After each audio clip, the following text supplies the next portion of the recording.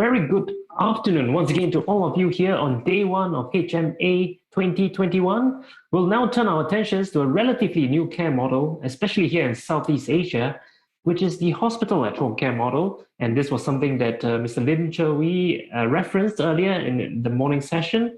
But today, joining us to share more about this concept and about how we can build future hospitals without walls is Mr. Lai Yifeng, Senior Manager of Singapore's MOH Office for Healthcare Transformation. Welcome, Mr. Lai.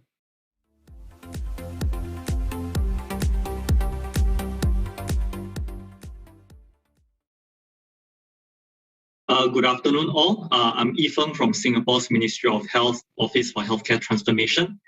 And this afternoon, I'll walk you through the hospital at home as a concept and what we at MOHT, along with our clinician leads from partner institutions, are doing now to explore the potential of this care model in Singapore. Since 2019, we actually have been looking into hospital at home as an alternative inpatient care delivery model in the community that marries both traditional multidisciplinary care and telehealth solutions, targeting patients who would otherwise be warded in brick and mortar hospitals. In this case, it is different from traditional transitional care programs such as hospital to home in Singapore, where patients are usually at higher risk of readmissions and they are cared for by the program post-discharge from acute episodes of inpatient care, such that they don't circle back to the hospitals too easily or too quickly. In Singapore, we have been emphasizing a lot on self-responsibility when it comes to healthcare. And this principle has demonstrated in many aspects, including how healthcare is financed in Singapore. This is also increasingly important as our population demographics shift to one that has smaller family nucleus with lower birth rates and care support ratio. When we discharge a patient to the intermediate or long-term care facility, day rehab, nursing home, and etc., we try very hard to get these patients to be independent in terms of activities of daily living, to wean them off diapers, to be self-reliant, and etc. But unfortunately, every time when we readmit such patients into a brick and mortar hospital, one of the first things that our hospital staff tend to do to the patient is to strap him or her on a diaper for reasons like fall prevention, without recognizing how difficult it was actually in the weeks and months before that to wean the patient off diapers and getting them to be independent and self-reliant. 1 week or so in a hospital environment can also undo a lot of progress made in this intermediate and long-term care settings. So we are constantly on this kind of cycle without achieving meaningful results, i.e. many of them, these patients are still not as independent as we have hoped them to be. And of course, there are also a lot of other complicated issues like family expectations in a hospital, which I won't go into details over here. So when some of us learn of such community-based hospital care model, they, including some quarters of the healthcare profession as well, were uneasy over the potential transfer of care burden from healthcare professionals to patients and potentially family members as well. But what our pilot partners, investigators, and I would argue that is that we are in fact trying to treat them and get them and the families and caregivers as well to do what they will be actually doing after the short hospital stay or episode. By not subjecting the patients to complete end-to-end care by our healthcare professionals, especially nurses in hospital. For example, the diapers issue that I mentioned just now, feeding, showering, dressing, and etc., and teaching and reinforcing skills that can help to keep these patients safe and self-reliant in family environment and settings which are their home. So in this slide, as you can see over here, the case of HAH, hospital at home, in other words, the solution components actually straddle across care and tech enablers, including what was mentioned by Elizabeth from Siemens earlier in this morning that, like for example, mobile diagnostics, mobile scanning capabilities. Other than that, we also have a lot of tech startups and a lot of companies diving into wearable devices, command center-like infrastructure as well. So all these tech devices and technology modalities are complementary to the care services and care solutions that we'll be delivering, or we have been rather familiar with as well in a hospital slash inpatient environment. These advances in technology in particular are also indeed here to stay, and their impact will remain well beyond this COVID pandemic.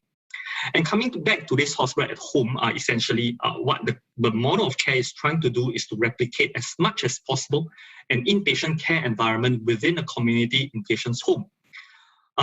Various overseas implementations have shown that technology adoption at scale can greatly help with productivity-related challenges, costs, for example, associated with such a highly decentralized care model. In terms of patient archetypes, we identified potentially 4 to focus on, and right now we are focusing our validation effort on the first 2 in Singapore, being those with typical acute conditions and post-op care needs, staying for typically 3 to 5 days in terms of the type 1 kind of patients that you see over here, as well as those who stay a little bit longer in terms of acute hospital stay. However, in the longer term, as mentioned by Chelvi earlier on in the morning as well, we are also keen to move up and down the care spectrum to include patients in the intermediate and long-term care sector, as well as patients requiring specialist care. This is another pictorial representation of where and how the substitution of services can occur for the different use cases. Ultimately, what we are hoping to do, as what you can see over here on this slide, is to achieve the earlier interface or complete substitution of institutionalized care in an inpatient care setting. Moving on to more about our care model validation strategy. Currently, we are focusing on substitution-related use cases, as explained earlier. However, as mentioned as well, we are also keeping in mind the potential to extend beyond acute episodes into transitional care space, and perhaps even ultimately converge with many of our telehealth programs currently both in the private and transitional care spaces. This is another balcony view of our validation approach. As mentioned previously, HAH as a care model is perhaps too big for any single party or institution to validate and to chew down. So we are actually working very closely with many interested clinicians on the ground to dissect and validate the care model in bite sizes through different sets of use case implementations. And in return, MOHT plays the evidence aggregator role and objective alignment role to ensure that there will be a larger, medium, and long-term view to our work collectively. At the moment, we are fortunate and grateful to have participation from all 3 healthcare clusters in Singapore at various entry points of the care model, and we definitely hope to develop this further as we take a more robust and rigorous validation approach to gather evidence with a view to drive policy conversations further downstream subsequently. And this is a summary view of the active pilots currently going on in all 3 clusters. In terms of patient segmentation, it is clear that the teams right now have the primary interest in patients who are deemed to require inpatient care. Most of the use cases right now are centering around medical use cases, general medicine type of cases, but we have increasing interest from surgical colleagues as well, and some of the specialized care, including rehab, including oncology care as well. In terms of financing approach, there are generally 2 being tested right now. One using a modified outpatient model, and the other 2 sites using inpatient billing approaches. In terms of both financing and tech adoption, we are also seeing quite a fair bit of convergence and similarities in terms of, as a result of an intercluster work group platform that we set up in February this year. And this ultimately, the ultimate shared objective for this work group is really to have the program recognized as inpatient services in Singapore and to allow for our existing government subsidies and insurance claims to proceed. In order to work towards that goal, we are gathering evidence deliberately to demonstrate overall cost, efficiency, safety, effectiveness compared to usual care. And we are working on a joint financing sandbox right now in Singapore to allow for pilots to scale in the medium term. As mentioned, this intercluster platform works on a collaboration framework where ideas are piloted in a decentralized fashion. But throughout the entire translation phase, as shown over here, we use this platform to drive alignment so that this enables downstream data aggregation, pool analysis, comparability, and so on. We are also fortunate to have active participation from some Ministry of Health regulatory divisions as well, who would from time to time provide feedback and guidance specifically around telehealth implementation and surrounding regulatory issues.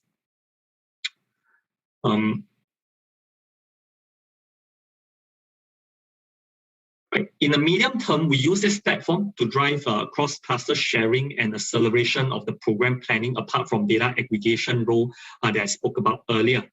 In parallel, we are also engaging with outreach and awareness activities with our institution partners. With this, we hope to co-create and share success stories and build public awareness to facilitate better future acceptance, especially among the public, members of public, should such a care model be scaled further or even mainstream in the future. Next, I will touch briefly on the general evidence generation strategy that we have adopted to date. So in terms of the program evaluation effort, we are focusing on testing the following hypotheses around cost, clinical effectiveness, patient-reported outcomes, and caregiver-reported outcomes. This slide outlines the specific outcome measures of interest covering the 4 domains I mentioned earlier. And I believe the list of outcome measures over here is already pretty exhaustive, but this is still likely not going to be sufficient as we engage in the science to policy translation. And this brings me to the next point around implementation science. Okay. On the program impact, I think we all aspire to transform the way we fundamentally look at inpatient care delivery in order to meet the future demands of healthcare in Singapore with the changing demographics, supply of healthcare manpower, and rising cost of care, especially in Singapore. And in a more distant future, perhaps, if we are indeed successful in the technology adoption, the use and deployment of such a care model, we may no longer require brick and mortar facilities, at least to the scale that we are currently building right now, to deliver healthcare, be it in terms of primary care, secondary, tertiary, palliative care, and so on. A lot of the studies right now around the world and researchers have already shown that home/community is almost always the best places to have residents or patients age, recover from illnesses, or even pass on in a dignified manner. A care model like this can potentially play its small part in enabling this. And last year, we presented this to some political office holders in Singapore. And some of the questions they asked were pretty interesting, including how would such a care model change the way public housing in Singapore will be built or designed in the future. And I think this is the kind of questions that will continue to help push the boundaries of care innovation in Singapore and beyond as we continue to tackle the many challenges of our healthcare systems today. Nonetheless, we are fully aware of the challenges that lies ahead as we engage evidence to policy translation using implementation science. With the hope to tackle the well-known long delay between the discovery of interventions to prevent or to treat illnesses and the implementation and scale up at the population level. Some people may refer to this as the no-do gap, i.e.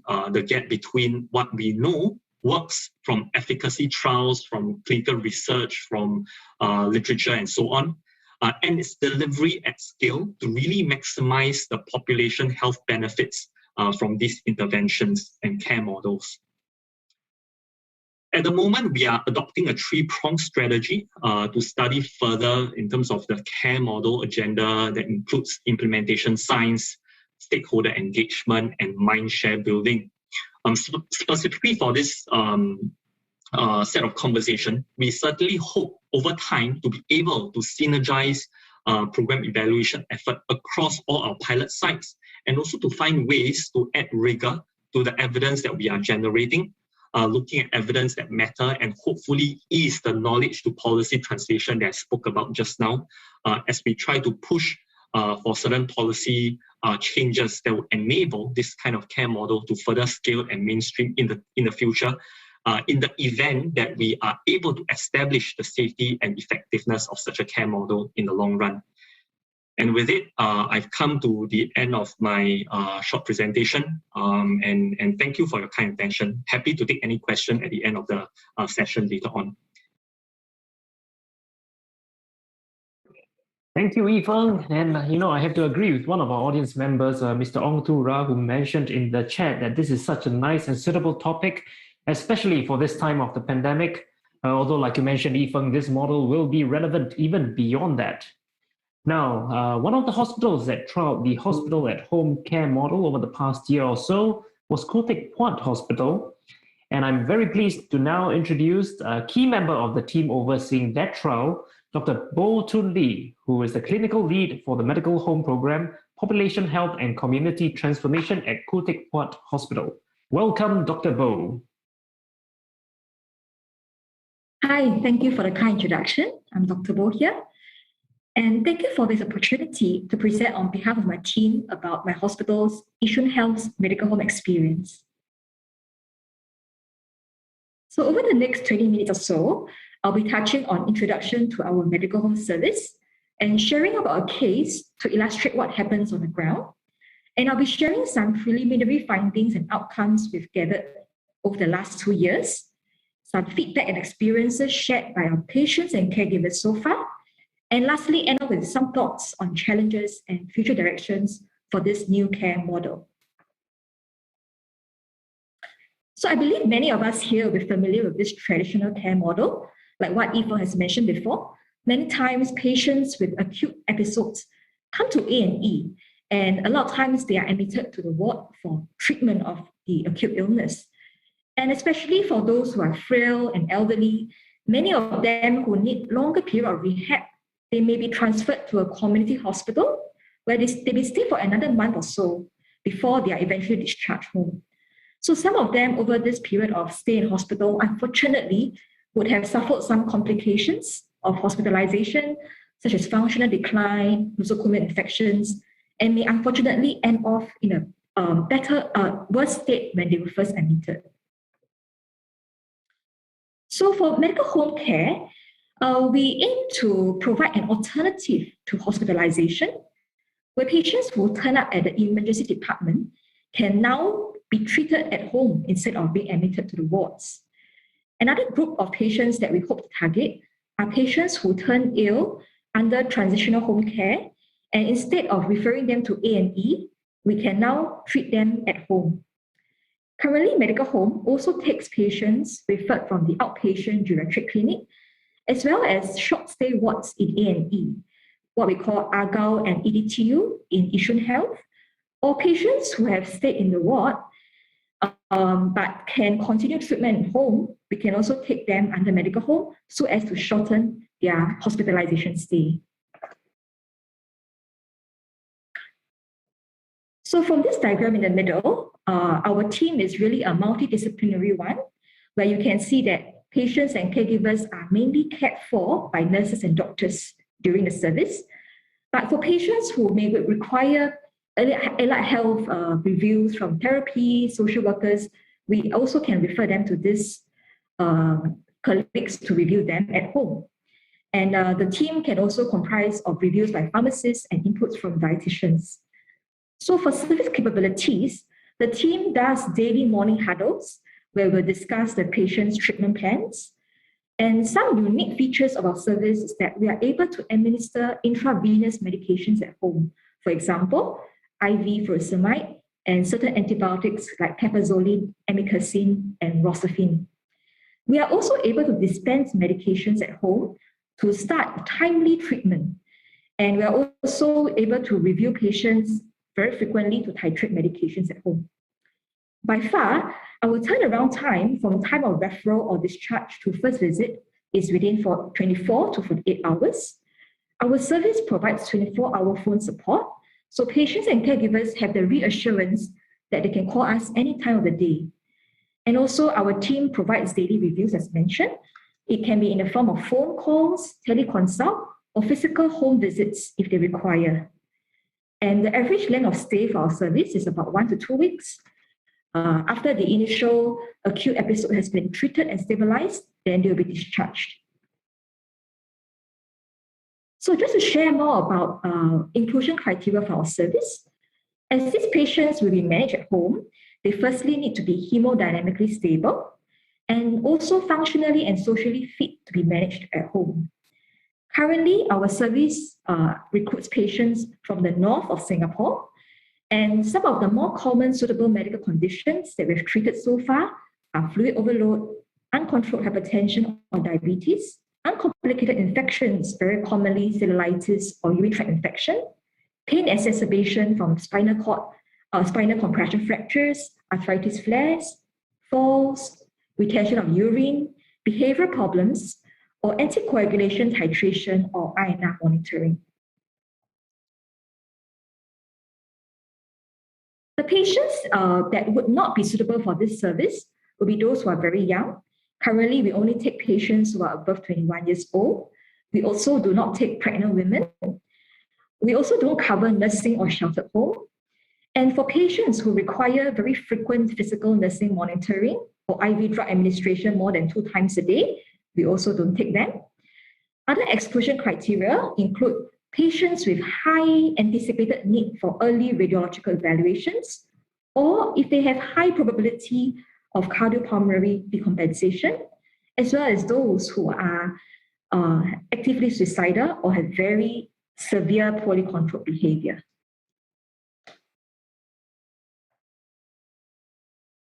So next, I'd like to share one of the cases that we've managed under medical home. So this is an elderly, frail Chinese lady who has a significant past medical history of a large atrial septal defect and resulting in severe pulmonary hypertension, which has been managed conservatively.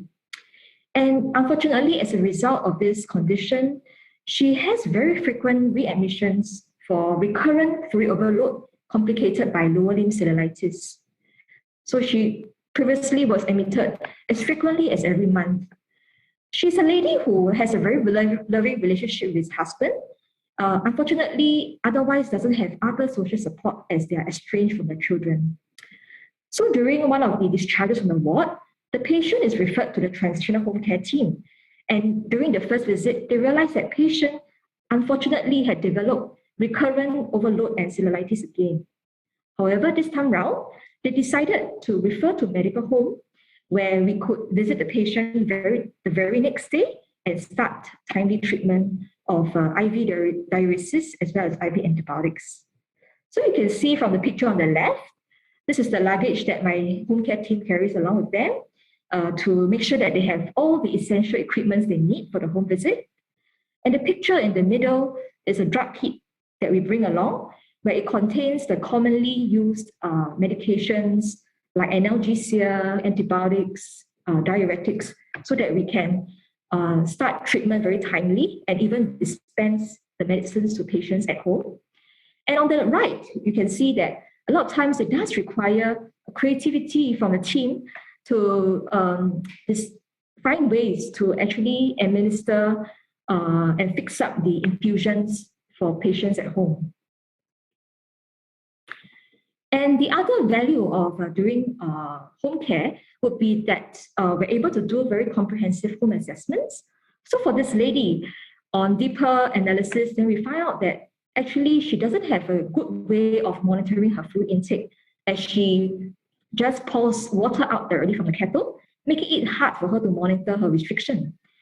And on deeper look at her diet, we see that she has very high salt intake, as she frequently takes Maggi mee for supper and packs food from nearby hawker center, which is very rich in salt. And also, quite a common sight during home visits is where we can see patients with big bags of medications, and this polypharmacy does increase the risk of them complying poorly to medications. So with this targeted comprehensive assessment, the team was able to give individualized interventions So we look for a 1 liter bottle that the patient has in the house, and we educated her on how she can monitor her fluid intake more closely. We also use the chance to optimize her diet and nutrition by introducing supplements to replace her Maggi mee for supper, and also organize pill packing and medication reminder strategies to improve her compliance. And many a times, the team is also able to de-prescribe and simplify regimes, empower the patient and caregiver in their best spoken language, and communicate with community nursing partners if required. The other major aspect of medical home care would be home monitoring. So we do commonly loan out weighing scales and blood pressure machines to patients who do not have one at home, and we teach them how to do their own monitoring and key them into this monitoring record, as you can see on the right. And not just teaching them on monitoring, we also use the chance to educate them on target ranges, as well as how to look out for red flags and what to do if they occur. So this is an example of one of the education leaflets that we use to educate patients and caregivers on heart failure. And you can see that we can provide individualized advice for the patient, where we can indicate the exact fluid restriction to achieve, as well as key in their target dry weight, their target blood pressure, and HbA1c, so on and so forth. And we also use this action plan, as you can see on the right, where we teach them how to recognize their symptoms and signs, and we try as much as possible to keep them in the green feel well zone. However, if they do fall into the orange zone, we teach them how to recognize it early so that timely treatment can be started, so as to avoid them going into the red zone, which a lot of times end up in a crisis state, requiring them to go to A&E. So from all these interventions that I did describe, this elderly lady, this time around, was able to avoid A&E visit and admission, and is now able to receive the treatment that she requires at home. And you can see that with the treatment given, she was able to improve clinically with resolution of a fluid overload and cellulitis. And she was very happy that she was able to remain in the comfort of her own home in the presence of her husband.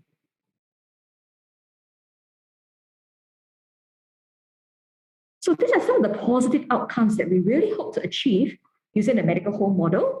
Firstly, to educate patients on individualized monitoring and management plans for longer term sustainability, to educate them on how to detect early signs of deterioration and to receive timely early treatment, to improve their self-management capability, and last but not least, to be able to age in place with their loved ones at home. So next, I'd like to move on to share some preliminary findings and outcomes that my team has realized from running the service over the last 2 years. So we started this service in May 2019, and this data is up to date till June this year. We have by far received majority of referrals from A&E, 299. 115 referrals were from the ward and outpatient clinic, and 32 were referred from the transitional home care team. And out of these referrals, 56% were successfully enrolled into the medical home service, and remaining 44% were not accepted. And some of the common reasons for non-acceptance is, firstly, patients and families, some of them prefer admission. Some of them are medically not suitable. For example, they are not stable or they fall out of the catchment area. Some reject because the caregiver feels too stressed to manage patients at home, or there is a lack of a reliable caregiver. And lastly, one of the major barriers is cost. As currently, this medical home service is not being able to be covered by insurance or Medisave. So out of the 56%, 251 enrolled patients, 90% majority was successfully treated and discharged from the service, and the remaining 10% returned back to hospital.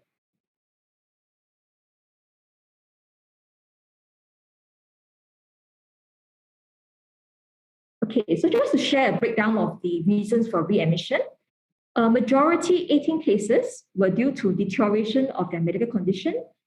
Some reasons include sudden or worsening breathlessness, mainly fluid overload cases, acute or worsening drowsiness, pain exacerbations, hypotension, uncontrolled hyperglycemia, or worsening sepsis not responding to antibiotics given. 4 of them were due to inability of caregiver to cope, for example, from worsening behavior, wound care, and functional decline from gout flare. And the remaining 4 were due to unexpected change in condition, such as falls, breakthrough seizure, as well as acute stroke. So I'd like to share about our patient profile. Majority of patients, 65%, were female. Majority of them are elderly. You can see that majority of them fall in the age group between 80 to 91. And majority of them are between CFS 4 to 6, so they are at least moderately frail. And the top 5 diagnoses of our medical home patients so far are urinary tract infection, fluid overload, cellulitis, poorly controlled hypertension, and low back pain. So the medical home service do take adverse outcomes very seriously, and we do monitor for them. And it's heartening to share that so far there has been zero mortality under medical home. And in terms of adverse outcome, some of the events that we are monitoring for will be falls at home, pressure sores, medication administration error, phlebitis, and allergic reaction. And by and far, they are few. So far, 3 falls occurred at home and 1 worsening of pressure sores at home. Otherwise, there were no medication administration errors, phlebitis, or allergic reaction so far. Next, I'd like to share some of the feedback and experiences that we've gathered from patients and caregivers. So although the sample size so far gathered is small, 14 service feedbacks, but we are glad that all of them agreed that the frequency of home visits and duration was sufficient. All of them rated feedback on nurses and doctors as good or excellent. And some of the domains that we asked for will be knowledge and skills, care and concern, clarity of explanation. All of them rated overall experience as very good or excellent. And all of them would strongly recommend the service to others. And these are some of the qualitative feedback that they have provided. Caregivers have shared that the service helped them to understand patients' medical condition and what to do better. It also improved their knowledge and confidence. And there was a patient who shared that the service helped him to regain his strength and abilities. And some feedback about our staff are that they are responsible, caring, professional, dedicated, and friendly. Last but not least, just like to end off with some of my thoughts about challenges and future directions of this care model. So I've listed down some of the main challenges that we've been facing so far. I think firstly, it's about scaling up. As shared in my previous slides, there are quite a few barriers that limits the uptake of the service by patients and caregivers. So firstly, there needs to be a shift in the mindset of patient caregivers and also among clinicians that patients, if selected appropriately, can be managed safely and successfully under medical home. And to scale up, I think there's also a need to increase collaboration, be it with other departments of the hospital or external service partners. I think the second challenge that we face is about enhancing transitions and communication across healthcare settings. At the moment, the awareness of such a care model is still room for growth. And we do currently use a different IT system as compared to other healthcare clusters. Thus, if we do have a harmonized system where all healthcare workers can view our notes and the progress of patients managed under medical home, it would certainly enhance transition and improve communication. And thirdly, it is always a challenge also to manage patients who stay alone or have a lack of reliable caregiver under medical home. So one major area for improvement is to think of ways on how to enhance safety of this group of patients. But certainly, I think this care model is still very promising and exciting for the future. And we can certainly look forward to increased awareness and receptiveness and eventually uptake of this service. We also hope to achieve increased support from various healthcare stakeholders, especially in the form of financial support for our patients. And thirdly, in the future, we really hope that this service can be made accessible to more patients, not limited by where they stay or their ability to pay. And last but not least, our team is doing an ongoing DSRB approved evaluation study so as to more consistently and objectively know about some of the clinical, functional, experiential outcomes of the patients managed under medical home as compared to the traditional inpatient stay.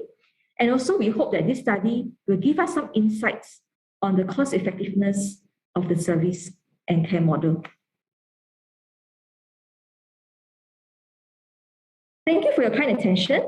And I would like to end off by thanking my team as well, as without their hard work and great teamwork, this service would not be where they are today. Yeah, thank you.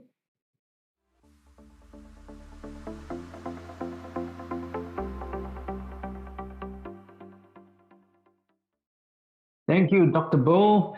And I can tell you something that this topic has generated a lot of buzz in the chat box. You too can take a look at it later. A lot of questions have come in as well, so let's get right to it. So welcome back to Mr. Lai Yifeng for this Q&A segment. And maybe the first question we have here is for Mr. Yifeng. Maybe let's start with Dr. Boh. So Dr. Boh, Rommel Lojo asked, how do you apply the hospital at home in areas where there is a surge of COVID? Okay, yeah, I guess every country has their different COVID situation and set of challenges. But for Singapore, and I can say for the region over here where the hospital is, currently our service medical home doesn't manage COVID patients directly, but I think it still contributes to help with the COVID situation in the sense that by treating certain patients who can be managed at home, we help to free up bed space in the hospitals for patients who need admission for oxygen support or closer monitoring for their COVID illness. And also, I think not only can it indirectly benefit COVID patients, this medical home service can also benefit non-COVID patients because many of them are fearful of being admitted in this time when COVID situation is fluid, uncertain, or when times where there is very tight restrictions in the ward, like the visitors can't visit or very limited hours, limited numbers. So a lot of these frail elderly patients, especially those with dementia, where they do much better at home in the familiar environment with their loved ones around them, medical home service definitely can come in useful. All right, thank you, Dr. Boh. And okay, this next question is for Yifeng, and it comes from Tianma, who asked, this is a great direction of healthcare towards healthcare equity. And he says, how can we ensure data safety when using wearable facilities for home patients monitoring? And there's a similar question from Wendy Huang, who asks how to choose and standardize the wearable facility in order to have quality data. Thank you for the question. I think in the area of data safety, this is certainly of great concern as well, because recently in Singapore, we did have a number of high-profile data breach incidents. So this is really a valid concern. I think right now, as we are focusing on the care model validation and gathering evidence around safety and effectiveness of the care model, we are trying not to tackle that at this point in time. So what we are doing right now in terms of data safety is not to use any sensitive or patient identifiable information or data outside of hospital secured environment. So anything that has to do with wearable devices, anything that has to do with data storing in cloud-based solutions and services, we are using de-identified patient data at this point in time. So this is still a pilot phase of the implementation, and slowly, if we ever get into the scaling up and the mainstreaming phase, I'm sure this will be a very important topic that we'll try to tackle in the long run.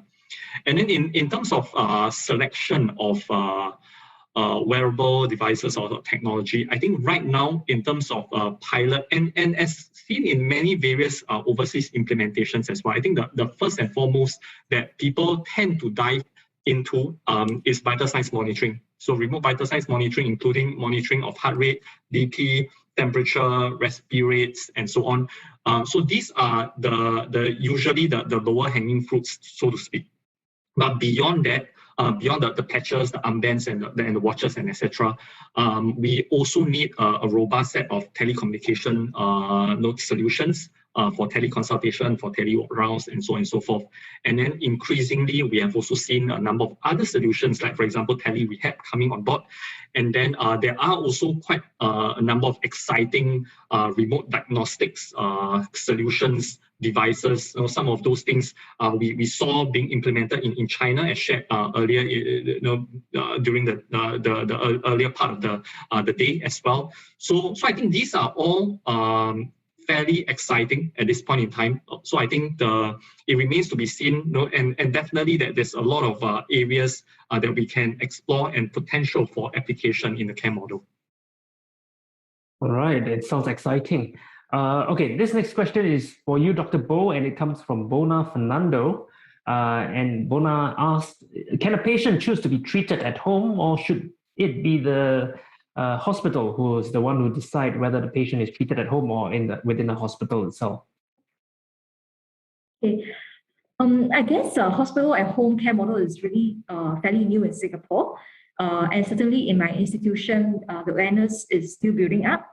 So many patients actually doesn't know of this care model when they enter A&E. So largely the referrals are more clinician initiated, where A&E doctors, after they assess patients, decide if they are suitable for referral to medical home. Our team also does help the A&E to actively screen for patients who may benefit. So I think at the start, it is a more clinician ground-up approach.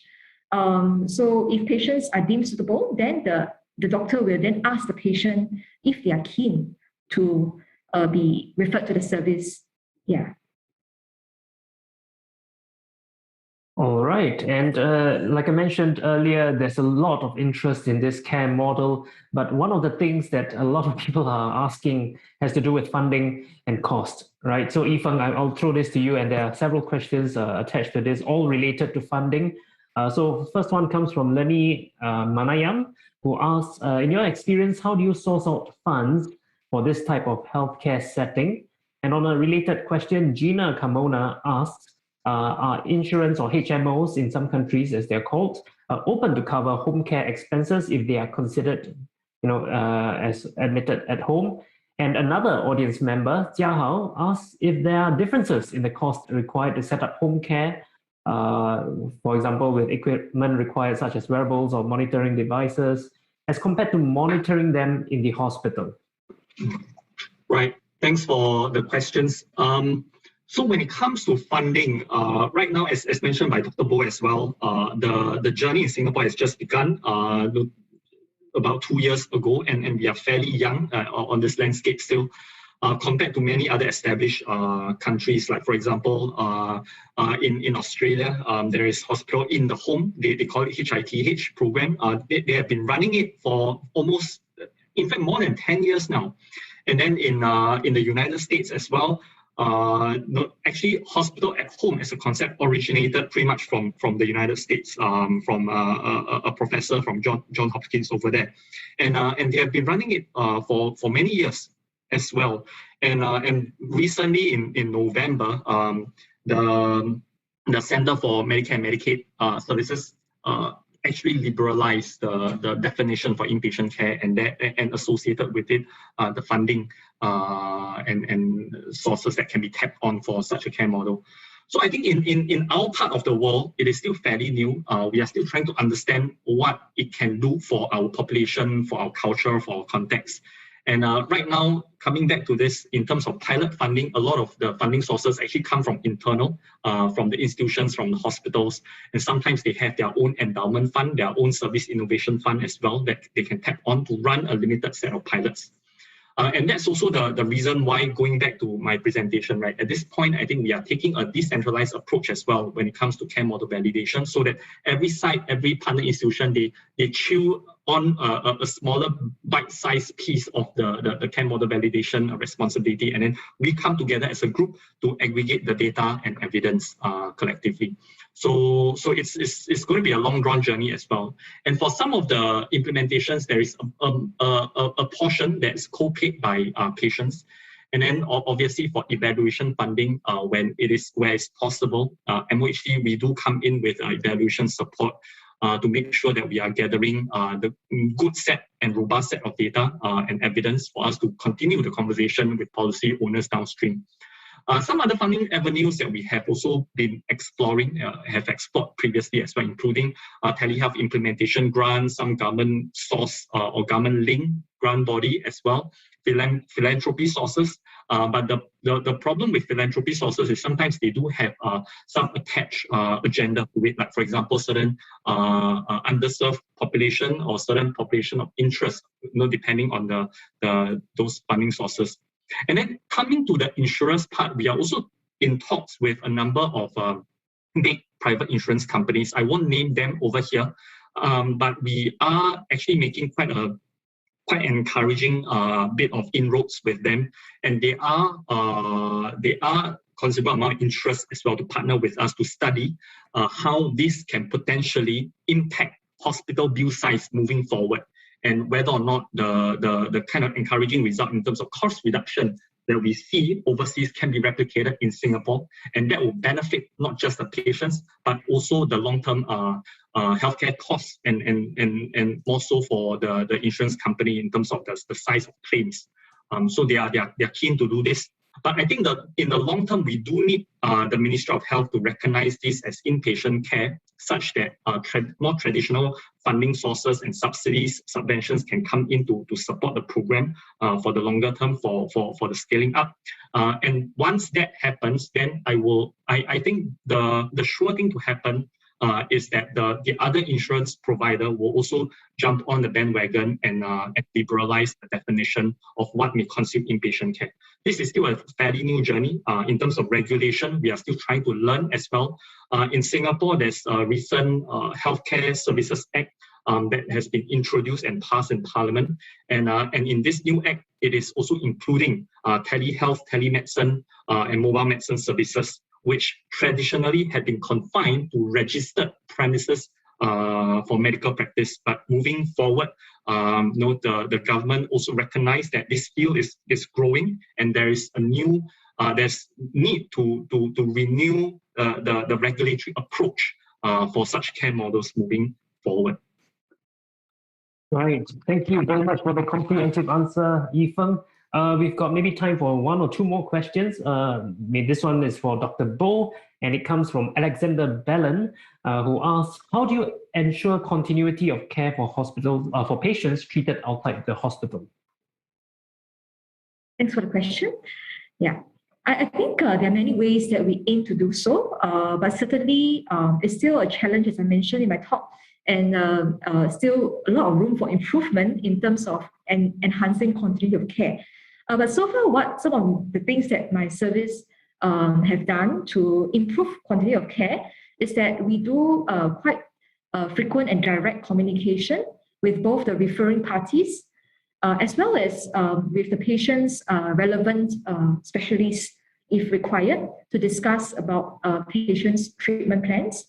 We also do monthly multidisciplinary meetings with A&E, who is currently our major source of referrals, where we discuss cases who are potentially inappropriate, and also those who are readmitted to see how we can do things better.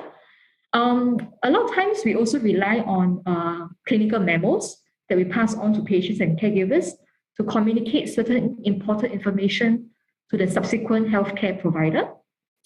But I think a large part that we also aim to do during medical home or any hospital at home service is to empower the patients and caregivers to know more about their own illness and to take charge of asking questions and also communicating the important information to their own subsequent care providers.